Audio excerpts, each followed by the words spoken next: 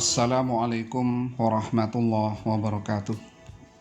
Alhamdulillah wa syukurillah, la hawla wa la quwwata illa billah. Asyhadu an la ilaha illallah wahdahu la syarikalah wa asyhadu anna Muhammadan abduhu wa rasuluh la nabiyya ba'dah. Hadirin pemirsa yang dirahmati oleh Allah Subhanahu wa taala. Alhamdulillah pagi ini kita bisa berjumpa kembali.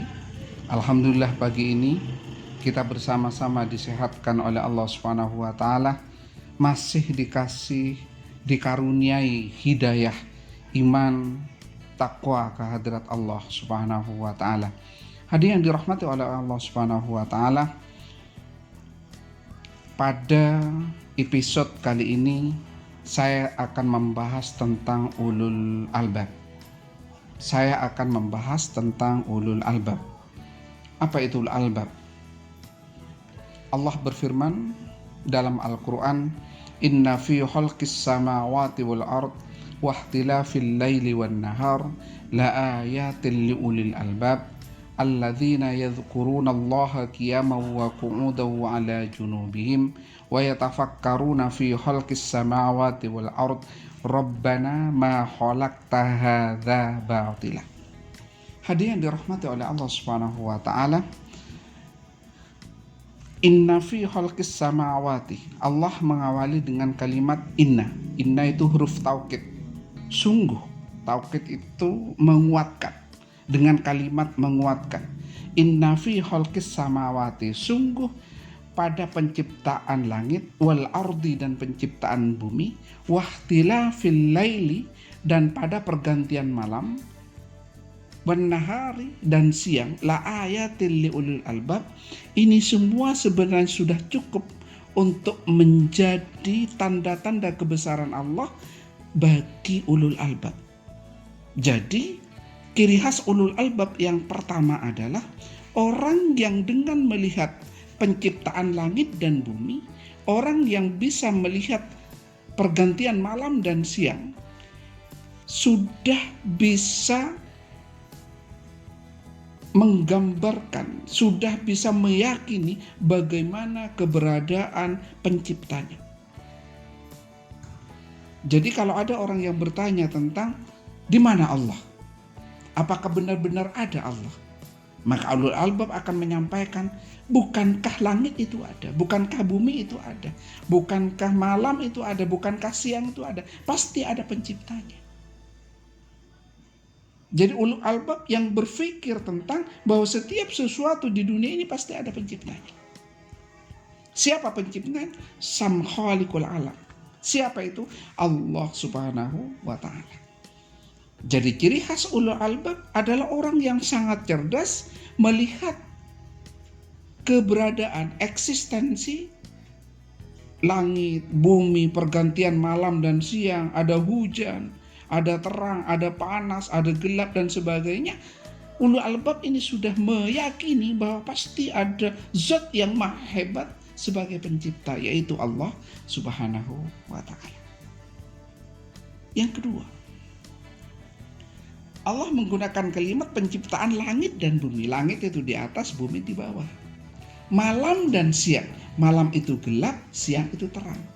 Ada kiri, ada kanan, ada malam, ada siang, ada gelap, ada terang, ada langit, ada bumi.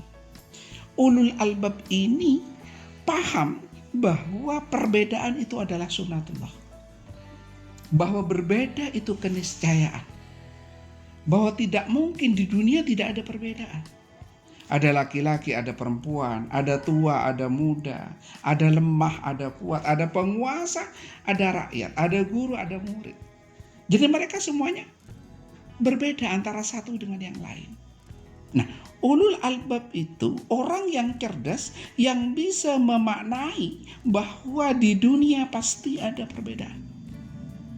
Nah, karena ulul albab ini bisa memaknai di dunia pasti ada perbedaan dan itu kehendak Allah Subhanahu wa taala, maka ulul albab ini tidak akan pernah alergi dengan perbedaan. Jadi orang yang berbeda dengan kita tidak dianggap musuh, tapi dianggap mitra berpikir.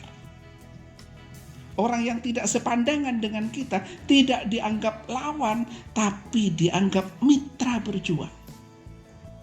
Hadirin yang dirahmati oleh Allah Subhanahu wa taala, ulul albab ini sangat toleran. Ulul albab ini sangat menghargai perbedaan. Walaupun toleransi dalam hal-hal tertentu dalam akidah itu memang tidak bisa digabung. Karena Allah sudah memberikan sebuah ayat, lakum dinukum waliyatin. Agamamu ya agamamu, agamaku agamaku. Bagaimana toleransinya? Tidak saling mengganggu antara agama satu dengan agama yang lain. Bukan mengikuti agama yang satu dengan agama yang lain. Orang Islam konsis dengan Allah Subhanahu wa taala. Orang Kristen begitu konsis dengan Tuhannya. Orang Buddha konsis dengan Tuhannya. Tidak saling mengganggu, saling menghargai, tidak saling mengolok-olok. Itulah ulul albab. Yang ketiga, ulul albab itu mengerti bahwa setiap di dunia pasti berpasang-pasangan. Ada malam, ada siang. Ada langit, ada bumi. Ada gelap, ada terang. Ada kanan, ada kiri. Ada laki-laki, ada perempuan. Ada atas, ada bawah. Ada barat, ada timur. Ada utara, ada selatan. Oleh karena itu, maka ulul albab meyakini bahwa setiap sesuatu pasti ada pasangan. Hadirin yang dirahmati oleh Allah Subhanahu wa taala, jangan pernah ragu jenengan yang masih jomblo, yang masih belum punya pasangan, sudah diberi oleh Allah pasangannya. Loh Pak, pasangan saya sudah nikah. Orang yang saya cintai sudah nikah. Mereka meninggalkan saya. Itu menurut Allah bukan pasangan Anda. Anda akan diberikan pasangan yang lebih baik dari dia. Ternyata dia dulu yang bilang cinta kepada saya. Ternyata dia mengkhianati saya. Berterima kasihlah kepada Allah. Karena dengan cara mengkhianati saat ini, maka Anda diamankan oleh Allah Subhanahu wa taala untuk disakiti terus-menerus oleh orang itu. Sehingga ditampakkan sebelum terjadi sebuah pernikahan. Ulul albab sangat yakin bahwa setiap sesuatu pasti ada pasangan. Anda yang mau nikah jangan khawatir, sudah ada pasangan. Tapi Allah menyampaikan la yughayyiru ma biqaumin hatta yughayyiru ma bi anfusihim. Jadi setiap orang itu akan diberi beban sesuai dengan kemampuannya. Silakan dicari. Tidak mungkin kita kemudian di sini jodohnya di Amerika sana harus datang ke sana, tidak. Allah akan mendekatkan kita dengan jodoh.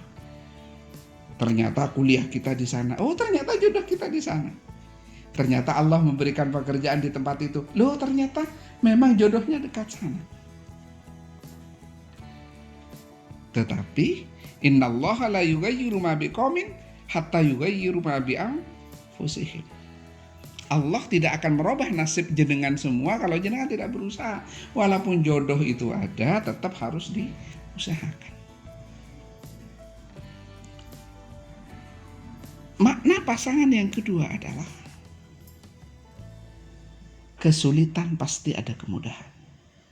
Kesusahan pasti ada kesenangan. Jadi ulul albab ini berpikir bahwa ketika dia sulit, dia yakin suatu saat kesulitan itu akan selesai. Ketika dia susah, dia yakin bahwa Allah akan memberikan kebahagiaan di ujung kesulitan, kesusahan itu. Ketika penderitaan dia ada alami, maka ulul albab ini yakin bahwa setelah penderitaan, ujungnya ada kebahagiaan. Yang penting orang itu sabar dan mau berusaha. Apa ciri khas ulul albab yang keempat? Alladzina yadhkurunallaha qiyaman wa qu'udan wa 'ala junubihim. Adalah orang yang selalu mengingat kepada Allah, baik saat berdiri maupun saat duduk, baik saat berdiri di lapangan maupun saat duduk di kantor, baik saat menulis tentang anggaran maupun sedang memimpin sesuatu di lapangan. Selalu ingat kepada Allah. Maka ulul albab ini tidak akan korupsi. Kenapa? Selalu ingat kepada Allah. Maka ulul albab ini tidak akan merubah nomor yang mestinya 5 juta menjadi 50 juta karena ingat kepada Allah.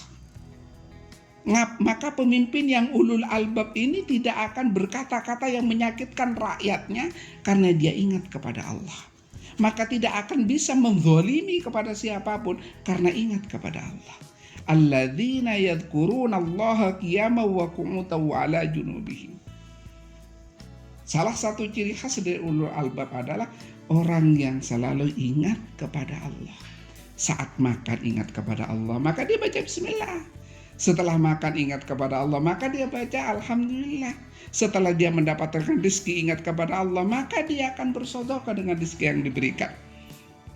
Setelah dia pintar ingat kepada Allah, maka dia mengabdikan ilmunya kepada orang lain. Saat dia memimpin, menjadi penguasa, dia ingat kepada Allah, maka kesejahteraan masyarakat akan terjamin karena dia ingat kepada Allah. Yang kelima, alladzina yadhkuruna Allaha qiyaman wa qu'udan wa 'ala junubihim wa yatafakkaruna fi khalqis samawati wal ardh. Ulul albab ini adalah orang yang selalu berpikir tentang ciptaan-ciptaan Allah. Lihat sesuatu yang indah, dia berterima kasih kepada Allah. Mendapatkan rizki, dia berpikir, oh ini Allah yang memberikan, maka dia berterima kasih kepada Allah. Lihat pemandangan yang indah, dia tambah dekat kepada Allah. Dia melihat malam pelangi yang begitu indah, dia akan tambah dekat kepada Allah Subhanahu wa Ta'ala. Kenapa tambah dekat? Karena yakin yang menciptakan itu Allah. Karena yakin bahwa jabatannya datang dari Allah. Karena yakin bahwa rizkinya datang dari Allah. Karena yakin keindahan itu Allah yang membuatnya. Wa yatafakkaruna fi khalqis samawati wal ardh. Bahkan Rasulullah SAW pernah bersabda, orang yang berpikir tentang ciptaan-ciptaan Allah, pahalanya lebih besar daripada sholat sunnah. Saya ulangi, orang yang berpikir tentang ciptaan-ciptaan Allah, maka pahalanya lebih besar dari sholat sunnah. Kenapa? Karena orang yang berpikir tentang ciptaan Allah, dia mudah bersyukur kepada Allah Subhanahu wa Ta'ala. Dia mudah taat kepada Allah Subhanahu wa Ta'ala. Tiba-tiba dia sholat karena berpikir bahwa anak yang lahir, anak yang cantik, anak yang ganteng, anak yang membuatnya dia bahagia datang dari Allah. Maka dia sujud kepada Allah Subhanahu wa Ta'ala. Rumah yang makrong-makrong itu datang dari Allah. Terfikir bahwa itu datang dari Allah. Nafas, jantung. Bagaimana kalau jantung ini kita tidak berdetak? Kita akan mati. Berapa kali satu hari berdetak? Apakah Allah minta ongkos untuk mendetakkan jantung kita? Apakah Allah minta ongkos untuk menggerakkan nafas kita? Apakah Allah minta ongkos untuk menggerakkan tangan kita? Apakah Allah minta ongkos untuk menjalankan kaki kita? Apa Allah minta ongkos supaya otak kita berjalan, berpikir? Tidak. Ulul albab yang berpikir tentang ciptaan-ciptaan Allah ini. Hadirin yang dirahmati oleh Allah Subhanahu wa Ta'ala. Maka yang terakhir dari ulul albab adalah setelah kita ingat malam dan siang, pasti ada sebuah perbedaan. Bersyukur kepada Allah Subhanahu wa Ta'ala, ingat kepada Allah Subhanahu wa Ta'ala, dan berpikir tentang ciptaan-ciptaan Allah, maka akan muncul sebuah sikap brilian dari seorang ulul albab. Apakah itu? Rabbana ma khalaqta hadza batila. Apa sikap itu? Sikap bahwa apapun yang datang dari Allah pasti untuk kebaikan manusia. Hatinya ketika melihat sesuatu bahwa Allah, apa yang diciptakan oleh Allah Subhanahu wa Ta'ala untuk kebaikan manusia, maka orang ini tidak mudah mengeluh. Maka orang ini akan bijak ketika sakit. Ya Allah, terima kasih kau kasih sakit, biar aku tahu bagaimana nikmatnya sehat.